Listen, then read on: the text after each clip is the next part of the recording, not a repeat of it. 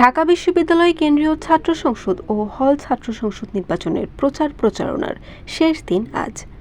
বিভিন্ন এলাকা থেকে ভোটারদেরকে ফোন দেওয়া হচ্ছে এবং এই বিশেষ করে নারী ভোটারদেরকে ফোন দিয়ে বিভিন্ন দলীয় পরিচয় বলে তাদেরকে ফোন দেওয়া হচ্ছে। এর মাধ্যমে শিক্ষার্থীরা আতঙ্কিত অনুভব করছে। তো আমরা যে বলছি একটা স্বতঃস্ফূর্ত নির্বাচন, সেই স্বতঃস্ফূর্ত নির্বাচনের পথে এগুলো হচ্ছে অন্তরায়। বিশ্ববিদ্যালয় কর্তৃপক্ষের নির্দেশনা অনুযায়ী রোববার রাত 10টা পর্যন্ত শেষ দিনের প্রচারণা চালাতে পারবেন প্রার্থীরা। তাই শেষ মুহূর্তের প্রচারণায় প্রার্থীরা ছুটছেন ভোটারদের দ্বারে দ্বারে, জানাচ্ছেন প্রতিশ্রুতি আর নানা কর্মপরিকল্পনা। শনিবার দিনের শুরুতে হাজী মোহাম্মদ মহসিন হলে প্রচারণা শুরু করেন ছাত্রদলের ভিপি প্রার্থী আবেদুল ইসলাম খান। রক্তঝরা দিনগুলোতে বন্দুকের নলের সামনে দাঁড়িয়েছিলাম।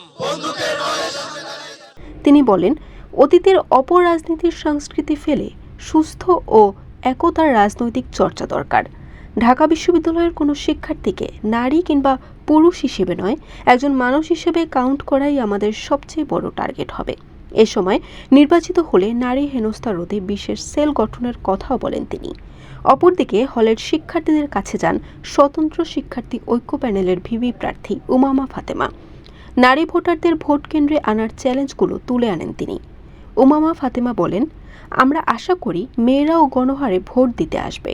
আমরা এই বিষয়টি বেশি করে উৎসাহিত করছি। আজ প্রচারণা শেষে হাতে থাকবে মাত্র একদিন।